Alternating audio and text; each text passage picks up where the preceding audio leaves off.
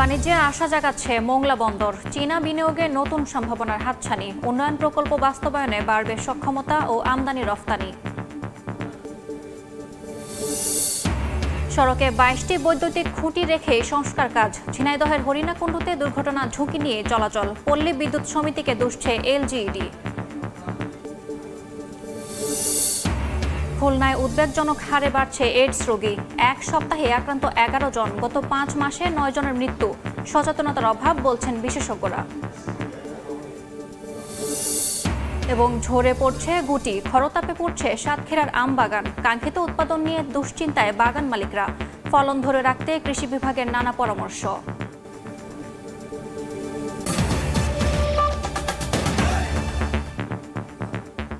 আমন্ত্রণ সময় সংবাদের নিয়মিত আয়োজন বিভাগীয় সময়ে থাকছি সপ্তাহের 7 দিন ভিন্ন ভিন্ন বিভাগের সংবাদ নিয়ে। আজ থাকছে খুলনা বিভাগ, সঙ্গে আছি আমি ইয়াসমিন অনন্যা।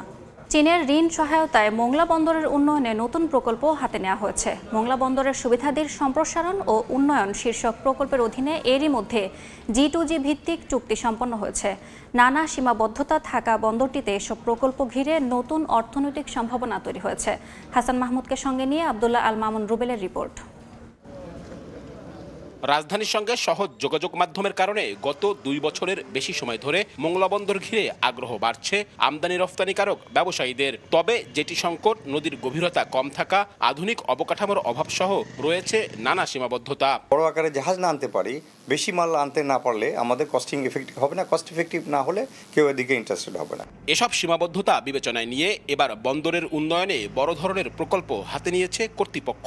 মোংলা বন্দরের সুবিধাদির সম্প্রসারণ ও আধুনিকায়ন শীর্ষক 4,068 কোটি টাকা ব্যয়ের এ প্রকল্প বাস্তবায়ন হতে যাচ্ছে, যার মধ্যে 3,592 কোটি টাকা ঋণ সহায়তা দেবে চীন। বাকি টাকা পাওয়া যাবে সরকারি বরাদ্দে। চায়না সিভিল ইঞ্জিনিয়ারিং কনস্ট্রাকশন কর্পোরেশনের সঙ্গে চুক্তি স্বাক্ষর হয় গত 25 মার্চ। 2028 সালে প্রকল্পটির মেয়াদ শেষ হওয়ার কথা রয়েছে। 2টি জেটি নির্মাণ করব এই প্রকল্পের আওতায়, কন্টেনার ইয়ার্ড নির্মাণ করব এবং কন্টেনার ডেলিভারি ইয়ার্ড নির্মাণ করব। আইসিটি ফ্যাসিলিটিস গুলো ডেভেলপ করব যাতে বন্দরের অটোমেশন হয়। এসব প্রকল্প বাস্তবায়ন হলে বন্দরের সক্ষমতা ও আমদানি রফতানি বৃদ্ধি পাবে বলে আশা ব্যবসায়ীদের। আর চীনের এ বিনিয়োগকে দুই দেশের মধ্যে অর্থনৈতিক ও বাণিজ্যিক সম্পর্ক নতুন উচ্চতায় নিয়ে যাবে মত অর্থনীতিবিদদের। জাতীয় স্বার্থ এবং সর্বোপরি আমাদের কিছু ব্যবসায়ীদের স্বার্থ রক্ষা পায়, তাহলে এই মোংলা বন্দর আরও বেশি উন্নতি সাধন হবে, ব্যবসায়ীরা আগ্রহী হবে, সুযোগ বাড়বে, যত অপশন বাড়বে, আমাদের যত ডোনার আমাদের প্রতি সহায়তা বাড়িয়ে দিবে, তো এটা আমাদের জন্য ভালো। দাতা সদস্য আমাদের দিকে বিনিয়োগের হাত বাড়িয়ে দেয়, এটা নিঃসন্দেহে ভালো। সুন্দরবনের কোল ঘেঁষে পশুর নদীর পূর্ব তীরে 1950 সালে মোংলা বন্দর প্রতিষ্ঠিত হয়। বর্তমানে বন্দরের 5টি জেটিতে 22টি নোঙর পয়েন্টে একসঙ্গে 47টি জাহাজ ভিড়তে পারে। শুধু নতুন এই প্রকল্প নয়, 6,000 কোটি টাকা ব্যয়ে upgradation of Mongla port, inner bar dredging, অসম্পূর্ণ 2টি জেটি নির্মাণ সহ অন্তত 8টি প্রকল্প চলমান আছে মোংলা বন্দরে। যেসব প্রকল্প ঘিরে নতুন করে অর্থনৈতিক সম্ভাবনা দেখা দিয়েছে এ অঞ্চলে, যে সম্ভাবনা কাজে লাগিয়ে আগামী দিনে সফল উপ আঞ্চলিক সমুদ্র বন্দর হয়ে ওঠাই সংশ্লিষ্টদের লক্ষ্য। আব্দুল্লাহ আল মামুন রুবেল, সময় সংবাদ, মোংলা। সচিবালয়ে বৈঠক শেষে ব্রিফ করছেন কারিগরি শিক্ষার্থীরা। সরাসরি যাচ্ছি সেখানে। যখন প্রিন্সিপাল ছিল, পরবর্তী যখন ভাইস চ্যান্সেলর আসে, সেই তখন থেকে এই অবধি কোনো নন টেক থেকে কেউ কিন্তু ভাইস চ্যান্সেলর বা প্রিন্সিপাল হইতে পারে না। এবং তাদের সিন্ডিকেটের আইন স্পষ্টভাবে উল্লেখ করা যে নন টেক থেকে যারা আছে তাদেরকে অবশ্যই প্রাধান্য দেওয়া হবে, কিন্তু কোন ক্ষেত্রে তাদের প্রমোশনের ক্ষেত্রে দেওয়া হবে, কিন্তু মাস্ট বি ফার্স্ট প্রায়োরিটি দেওয়া হবে। যারা টেকনিক্যাল পারসন তাদেরকেই ভাইস চ্যান্সেলর হিসেবে তাদেরকে সবার ফার্স্ট প্রায়োরিটি দেওয়া হবে। সেই ক্ষেত্রে একটা ইঞ্জিনিয়ারিং ইনস্টিটিউট, পলিটেকনিক ইনস্টিটিউট কীভাবে পরিচালনার ক্ষেত্রে নন টেক থেকে ব্যক্তিরা থাকে। আমরা নন টেকের বিরুদ্ধে না, আমরা নন টেকের পরিচালনার বিরুদ্ধে। এখানে আপনারা একটা কথা বলছিলেন যে এই জুনিয়র ইন্সট্রাক্টর পদে ক্রাফট ইন্সট্রাক্টরদের পদোন্নতি হবে না, এটা শিক্ষকদের দাবি। এখন আপনাদের কাছে একটা নীতিগত প্রশ্ন করি। আমাদের নিয়োগ বিধি অনুযায়ী ক্রাফট ইন্সট্রাক্টর পদে একজন এইচএসসি অথবা এসএসসি ভোকেশনাল থেকে পাশকৃত একজন নিয়োগপ্রাপ্ত হয়।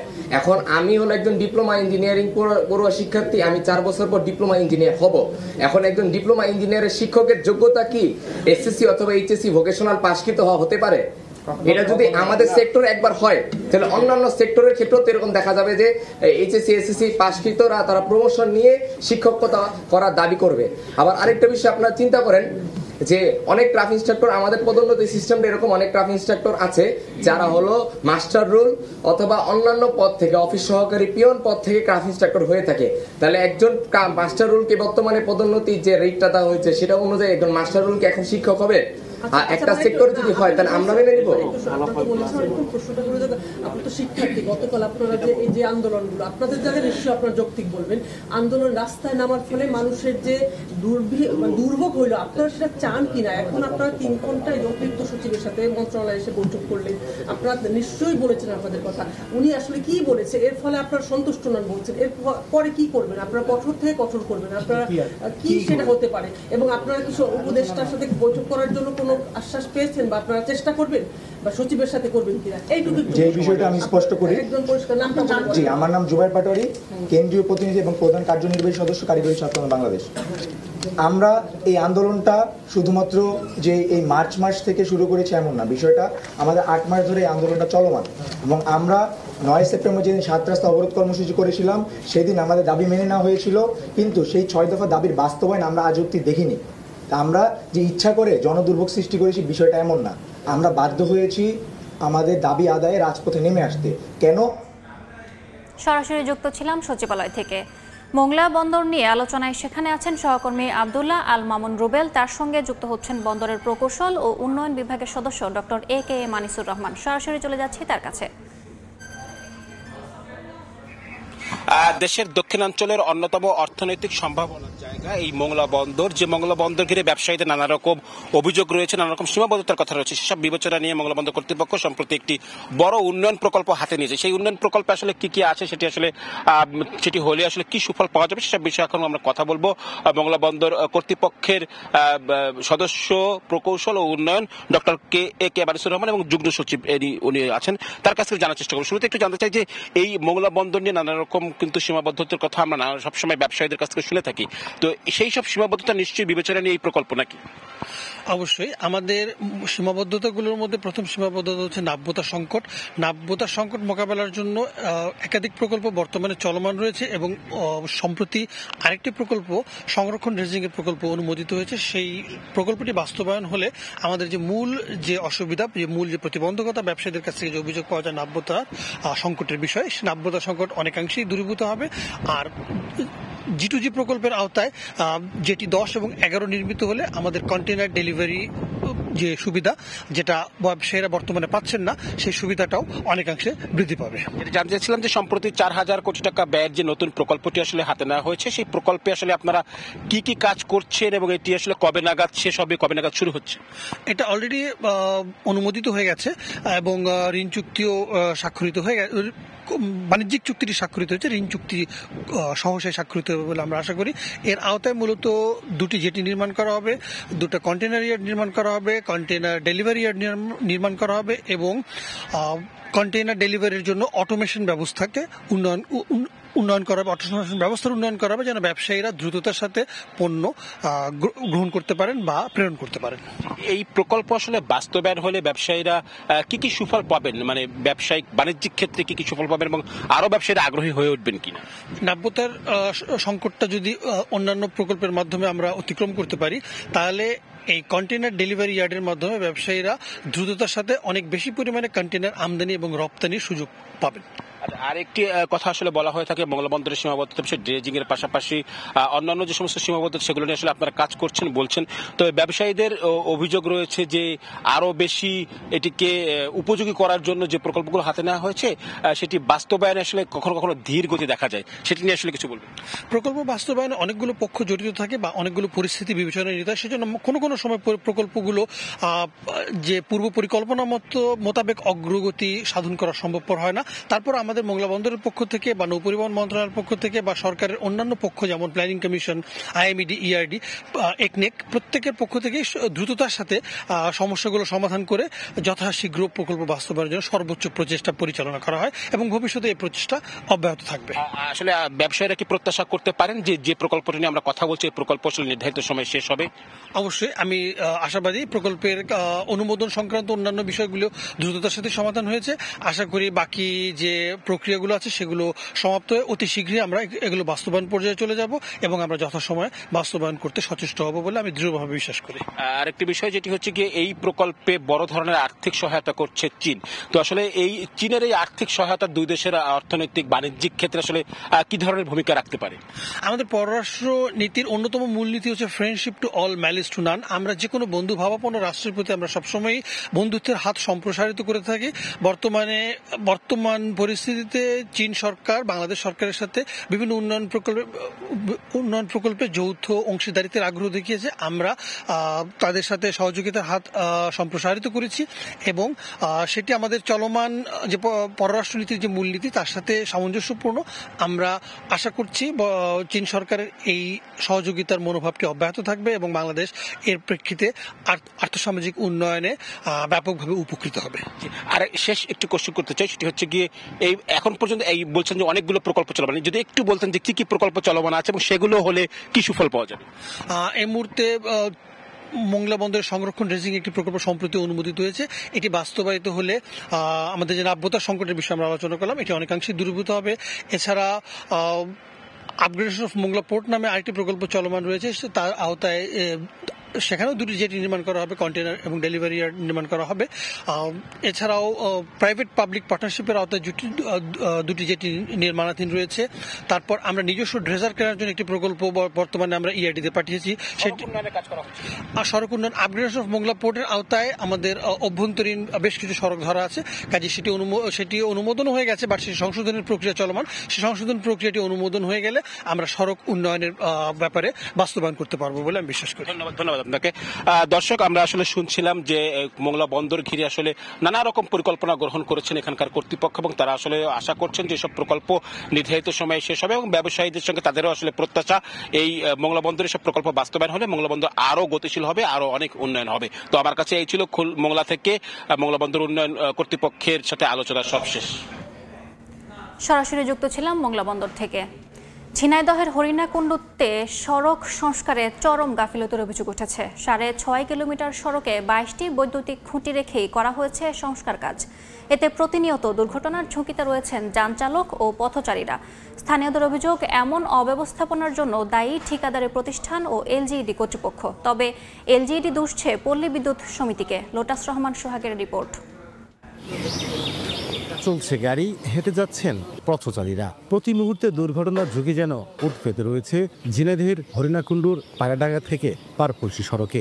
মাত্র 6.5 কিলোমিটার এই সড়কে দাঁড়িয়ে আছে মৃত্যুর ফাঁদের মতো 23টি বৈদ্যুতিক খুঁটি। সেগুলো রেখেই করা হয়েছে সড়ক সংস্কারের কাজ।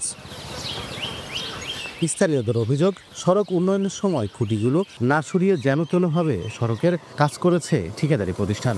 রাস্তার 2 বা 3 ফুট ভিতরেই দাঁড়িয়ে আছে খুঁটিগুলো। দ্রুত সড়ক থেকে খুঁটি অপসারণের দাবি তাদের। বিদ্যুৎ লাইনের যে খাম্বাগুলো, এই খাম্বাগুলো কোথার থেকেও সরায়নি, যে অবস্থায় আছে এই অবস্থায় তারা কাজ করে বেরিয়ে গিয়েছে। আমাদের যাতে আসতে অ্যাক্সিডেন্ট হচ্ছে, গাড়ি ঘুরে আসা যাওয়া ওই পোলে টাকুর মেরে একটা অ্যাক্সিডেন্ট ঘটতে পারে। উন্নত সরিয়ে দেওয়া হোক, রাস্তাটা যাতে সোজাভাবে থাকে, মানুষ ভালোভাবে যাতায়াত করতে পারে। এলজিডি বলছে, সড়ক সংস্কারের সময় পল্লী বিদ্যুৎ সমিতিকে বারবার বলার পরও কোনো পদক্ষেপ নেয়নি। তবে এই নিয়ে কোনো মন্তব্য করতে রাজি হয়নি পল্লী বিদ্যুতের কোনো কর্মকর্তা। যখন মেরামত শুরু করি বা ওয়াইডেনিং শুরু করি, তার আগে পল্লী বিদ্যুতের সাথে আমি এবং আমার এক্সচেঞ্জার মৌখিক এবং লিখিতভাবে আমরা যোগাযোগ করেছি। ওনাদের পক্ষ থেকে আমাদের যে এস্টিমেশনটা দরকার, মেইনলি আমরা কত টাকা ঠিকাদার কর্তৃক জমা দিতে হবে স্থানান্তরের জন্য, সেই এস্টিমেশনটা পেতে আমাদের লেট হয়েছে।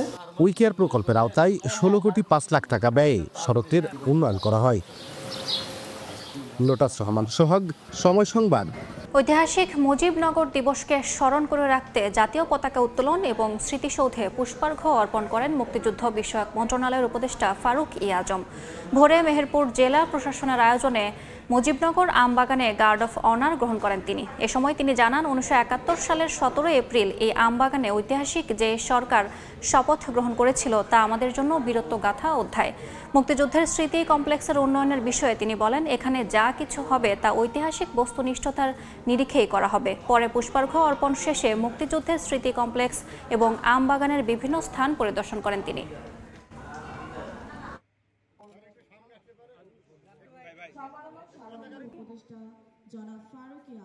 আমরা মনে করি যে জাতির ইতিহাস কোনো কিছু আরোপণ ছাড়া যেন আমরা সবাই মিলে যেন সম্মিলিতভাবে উদযাপন করতে পারি। এটা আমাদের মুক্তিযুদ্ধকে সুসংগঠিত করেছে, মুক্তিযুদ্ধকে পরিচালিত করেছে এবং আন্তর্জাতিক বিশ্বের সাথেও সংযোগ স্থাপন করেছে। কি পর্যায়ে ক্ষতিগ্রস্ত হয়েছে নিশ্চয়ই এটা পুনর্নির্মাণ হবে, কারণ জাতির ইতিহাস তো অমোচনীয় থাকা উচিত। সপ্তাহে নতুন করে আক্রান্ত হয়েছেন 11 জন, আর গত 5 মাসে বিভাগে মোট আক্রান্ত 31 জন, মৃত্যু হয়েছে 9 জনের। বিশেষজ্ঞরা বলছেন সচেতনতার অভাব ও নিয়মিত পরীক্ষা না করানোয় এইডস রোগী বাড়ছে। আব্দুল হালিমের ছবিতে বেলাল হোসেন সজলের রিপোর্ট। যেখানে সমাজ এখনো এইচআইভি নিয়ে সংকোচে ভুগছে, সেখানে বাস্তবতা বলছে এই রোগ ছড়িয়ে পড়ছে নীরবে নিঃশব্দে। খুলনা মেডিকেল কলেজ হাসপাতালের অ্যান্টি রেক্টোভাইরাল থেরাপি বা এআরটি সেন্টার বিভাগের 10 জেলার মানুষ এখানেই আসেন এইচআইভি পরীক্ষার জন্য। গত 5 মাসে এই সেন্টার থেকে 31 জনের দেহে শনাক্ত হয়েছে এইডসের জীবাণু, আর এ মাসের শেষ 7 কর্মদিবসেই নতুন করে আক্রান্ত হয়েছেন 11 জন। 20 থেকে 30 এই বয়সটাই বেশি। যৌনকর্মী কিংবা হোটেলে, বিভিন্ন আবাসিক হোটেলে যায়, সেটাও আছে। খুলনা মেডিকেল কলেজ হাসপাতালের এআরটি সেন্টারের পরিসংখ্যান আরও ভয়াবহ চিত্র তুলে ধরেছে। গেল 4 বছরে প্রায় 4000 নারী ও পুরুষের রক্ত পরীক্ষায় এইচআইভি পজিটিভ শনাক্ত হয়েছে 249 জন, যার মধ্যে 72 জন প্রাণ হারিয়েছেন, আর গত 5 মাসেই মারা গেছেন 9 জন। তাদের সচেতন না করি, তারা কিন্তু শুধুমাত্র এই এইচআইভি না, এইচআইভির সাথে সংশ্লিষ্ট আরও যে অন্যান্য রোগগুলো আছে, যেমনি গনোরিয়া, এইচবিসিজি, এইচসিভি, এই ভাইরাসগুলো কিন্তু কন্ট্রোল হয়ে যাচ্ছে। বিভাগে এইডস আক্রান্ত রোগীর সংখ্যা যেভাবে বাড়ছে তা জনস্বাস্থ্য বিশেষজ্ঞদেরও ভাবিয়ে তুলছে। সচেতনতার অভাব, সামাজিক ভীতি এবং নিয়মিত টেস্ট না করানোই এই বৃদ্ধির পেছনে বড় কারণ বলে মনে করেন তারা। অনেক রোগীরা দেখা যাচ্ছে যে তারা পরিবারকে বলতে চাচ্ছে না, গোপনে চিকিৎসা নিতে চাচ্ছে। 1 মাস 2 মাস ট্রিটমেন্ট নেওয়ার পরে ডিসকন্টিনিউ করে। তাদেরকে আমরা আসলে ফোনেও টেস্ট করতে পারি না। নিজেরা জানবো, অন্যকে জানাবো, সবাইকে জানাবো। জানানোর মাধ্যমে এবং সমাজে যদি আমরা সচেতনতা তৈরি করি, তাহলে এইডস এটা নির্মূল করা সম্ভব। বর্তমানে খুলনা মেডিকেল কলেজ হাসপাতালে বিভাগের প্রায় 480 জন এইচআইভি আক্রান্ত রোগী পাচ্ছেন বিনামূল্যে ওষুধ ও চিকিৎসা। তবে সমস্যা আছে মানসিক চাপ, সামাজিক অবহেলা আর তথ্য ঘাটতিতেও। এইডস নিয়ে এখনো সমাজে প্রচুর ভুল ধারণা রয়েছে, তবে সময় মতো পরীক্ষা, চিকিৎসা গ্রহণ ও সচেতন আচরণই হতে পারে এই সংক্রমণ প্রতিরোধের মূল চাবিকাঠি। বেলাল হোসেন সজল, সময় সংবাদ, খুলনা। বিশ্ববিদ্যালয়ের স্নাতক 2024-25 শিক্ষাবর্ষের ভর্তির লড়াই। প্রতি আসনের বিপরীতে লড়ছেন 97 জন পরীক্ষার্থী। খুলনা বিশ্ববিদ্যালয় সহ আরও 5টি কেন্দ্রে এই পরীক্ষা অনুষ্ঠিত হচ্ছে। সকাল 10:30 থেকে দুপুর 12টা পর্যন্ত সি ইউনিটের ভর্তি পরীক্ষা, বিকেল 2:30 থেকে 4:30 পর্যন্ত অনুষ্ঠিত হবে ডি ইউনিটের পরীক্ষা। শুক্রবার সকালে বি ইউনিট ও বিকেলে এ ইউনিটের পরীক্ষা অনুষ্ঠিত হবে। ঢাকা বিশ্ববিদ্যালয় বুয়েট এবং রুয়েটের কেন্দ্র যোগ হওয়ায় পরীক্ষা নিয়ন্ত্রণ আরও নির্ভুল হবে বলে আশাবাদী কর্তৃপক্ষ। এবার 1109টি আসনের জন্য লড়বে প্রায় 1 লাখ। খরতাপে পুড়ছে সাতক্ষীরার সব আম বাগান, ঝরে পড়ছে আমের গুটি। এবার আশানুরূপ উৎপাদন হবে কিনা তা নিয়ে দুশ্চিন্তায় বাগান মালিকরা। ফলন ধরে রাখতে পরামর্শ দেওয়া হচ্ছে জানিয়ে কৃষি কর্মকর্তা বলছেন এবারও বিষমুক্ত আম রফতানি করা হবে। মমতাজ আহমেদ বাপির পাঠানো তথ্য ও ছবি নিয়ে রিপোর্ট। সাতক্ষীরা সদর, তালা, কলারোয়া, দেবহাটার বাগানে প্রতিটি আম গাছে পর্যাপ্ত গুটি ধরলেও প্রচণ্ড খরতাপে সেগুলো ঝরে পড়ছে। পোকার আক্রমণ ঠেকাতে কীটনাশক স্প্রে করতে ব্যস্ত সময় পার করছেন আম চাষিরা। বৃষ্টি না হওয়ায় এবার আমে পোকার আক্রমণ দেখা দিয়েছে। এছাড়া দিনের তাপমাত্রা বেশি, রাতে ঠান্ডা পড়ায় গুটি ঝরে যাওয়ায় লোকসানের আশঙ্কা করছেন বাগান মালিকরা। এবার জেলায় হিমসাগর আমের উৎপাদন কম, তবে গোবিন্দভোগ আমের উৎপাদন ভালো হয়েছে। 14 সালের থেকে কাজ করে আসতেছে এই পর্যন্ত। এই বছর যে এই বাগানের যা ক্ষয়ক্ষতি হয়ে গেছে, জন মজুরি দিয়ে মনে করেন যে অনেক খরচ খরচা। এবছর আম ফলন হয়নি সেভাবে, আবহাওয়ার কারণে আমগুলি ক্ষয়ক্ষতি দেখা যাচ্ছে এবং এবারে অতিরিক্ত পোকার আক্রমণ বেশি। তবে ফলন ধরে রাখতে চাষিদের পরামর্শ দেওয়া হচ্ছে জানিয়ে কৃষি কর্মকর্তা বলছেন হিমসাগর, ন্যাংরা, গোপালভোগ ও আম্রপলি দেশের গণ্ডি পেরিয়ে বিদেশে সুখ্যাতি অর্জন করেছে। এবার বিষমুক্ত আম রফতানি করা হবে। আশা করছি যে ফলন আছে, লক্ষ্যমাত্রা আছে, সেই লক্ষ্যমাত্রা আমরা পূরণ করতে সক্ষম হব এবং আমের আবাদ যেন বৃদ্ধি পায় সে লক্ষ্যে আমরা কাজ করে যাচ্ছি। কৃষি সম্প্রসারণ অধিদপ্তরের তথ্য বলছে জেলায় ৪,৮০০ হেক্টর জমিতে ৫,২৯৯টি আমের বাগান রয়েছে। এবার উৎপাদন লক্ষ্যমাত্রা ধরা হয়েছে ৫০,০০০ মেট্রিক টন। এর মধ্যে ২০০ মেট্রিক টন দেশের বাইরে রপ্তানি হবে। সময় সংবাদ, সাতক্ষীরা। চুয়াডাঙ্গা সরকারি ছাগল উন্নয়ন খামারের কার্যক্রম প্রতিষ্ঠার পর থেকে গুরুত্বপূর্ণ ভেটেরিনারি সার্জন পদটি শূন্য। প্রতি বছর খামারে কমছে ছাগল উৎপাদন। সংকটের কথা ঊর্ধ্বতন কর্তৃপক্ষকে জানানো হয়েছে বলেন সংশ্লিষ্ট কর্মকর্তা। ১৯৯৬ সালে চুয়াডাঙ্গা শহরের পৌর কলেজ পাড়ায় ১০ একর জমির উপর গড়ে ওঠে সরকারি ছাগল উন্নয়ন খামার। ২২৫টি মা ছাগি ও ৫০টি পাঠা নিয়ে খামারের যাত্রা শুরু হয়। ব্ল্যাক বেঙ্গল ছাগলের জাত সংরক্ষণের উদ্দেশ্যে এই খামারটি গড়ে ওঠে, কিন্তু লোকবল সংকটের কারণে খামারটি মুখ থুবড়ে পড়েছে। খামারে ১৩টি পদের বিপরীতে ২ জন দায়িত্ব পালন করছেন। খামার প্রতিষ্ঠার পর থেকে শূন্য ভেটেরিনারি সার্জনের মতো গুরুত্বপূর্ণ পদটি। এখানে জনবল ৬ জনের ভিতরে ২ জন আছি, তা আমাদের উপরে প্রেশার পড়ে অনেকটা। আমাদের যে ট্রেনার বা আমাদের যারা শেখাবে ভেটেরিনারি সার্জন, তারা সেই পোস্টটা এখানে খালি আছে। বর্তমানে খামারে প্রাপ্তবয়স্ক, বাড়ন্ত ও বাচ্চা পাঠা এবং ছাগি রয়েছে ৩৮৮টি। খামারে দিন দিন ছাগল উৎপাদন কমছে জানান কর্মচারীরা। প্রতিষ্ঠানটির কর্মকর্তা বলছেন দ্রুত বিষয়টির সমাধান হবে। তারা এখানে যত দ্রুত সম্ভব জনবল নিয়োগের বিষয়ে প্রয়োজনীয় সিদ্ধান্ত গ্রহণ করবেন বলে আমাদেরকে আশ্বস্ত করেছেন। ২০২৩-২৪ অর্থ বছরে খামারে ৫১০টি ছোট বড় পাঠা ও ছাগি ছিল। সময় সংবাদ, চুয়াডাঙ্গা। গভর্নরের সঙ্গে বৈঠক শেষে কেন্দ্রীয় ব্যাংকে ব্রিফ করছে আইএমএফ প্রতিনিধি দল। সরাসরি যাচ্ছি সেখানে। The flexibility, full flex as we call it, and that's what we have been discussing with the authorities. The authorities have some concerns about the timing, and timing issues are what we have been discussing, but also some issues about maybe volatility in the market after you implement that reform. And this is the kind of difficult discussions that we have, but we are in very good path, and we are hoping that we will be reaching a staff level agreement in the near future. On the NPL issues, let me invite Ivo is here. Ivo, yes. Yeah, thanks a lot for your question. So, non-performing loans exert pressures on stability of the banking sector and also limit new loans to the health part of the economy. So, to deal with NPLs, the authorities are making efforts to improve recovery and enforcement of NPLs. In that context, the new legal framework to improve corporate insolvency framework and also to identify and remove impediments to recovery NPLs are the two steps in the right direction. You can take a second round. My name is Megid Hassan. I am from the Daily Star. I have two questions. One is for exchange rate. The country's forex market now almost stable despite a fixed exchange rate regime due to basically high remittance inflow. My question is, do you think the exchange rate should be allowed to fully exchange rate should be allowed to freely market based? And my another question is, do you think Bangladesh Bank should cut the policy rate? You know that the policy rate is 10% now. Thank you. Okay. Another question? This is Saiful Islam from Shomi Television. I have one question.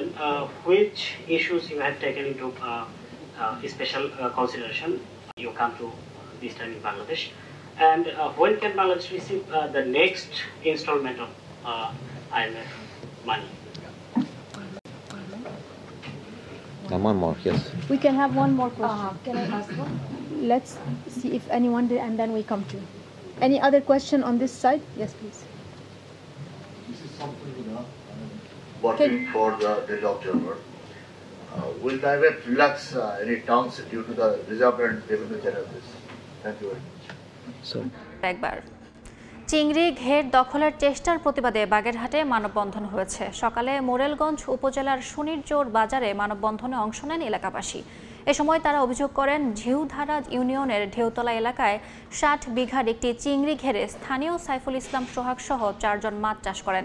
সম্প্রতি একটি সংঘবদ্ধ চক্র ঘেরটি দখলের চেষ্টা করে, এতে ব্যর্থ হয়ে জমির মালিক ও মাছ চাষিদের বিরুদ্ধে বিভিন্ন দফতরে মিথ্যা অভিযোগ করে আসছে। দ্রুত এ বিষয়ে ব্যবস্থা নিতে প্রশাসনের কাছে দাবি করেন তারা।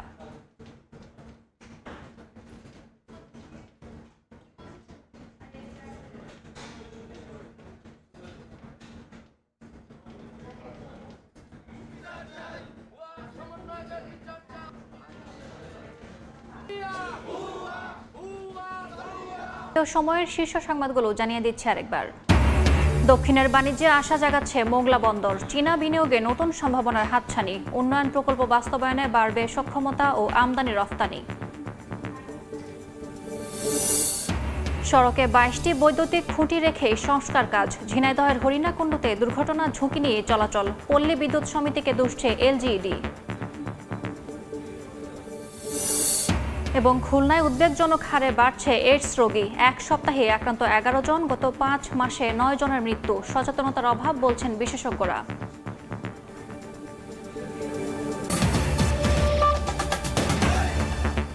এই ছিল বিভাগীয় সময়। আগামীকাল থাকবো ঢাকা বিভাগের আয়োজন নিয়ে, সঙ্গে থাকুন সময়ের।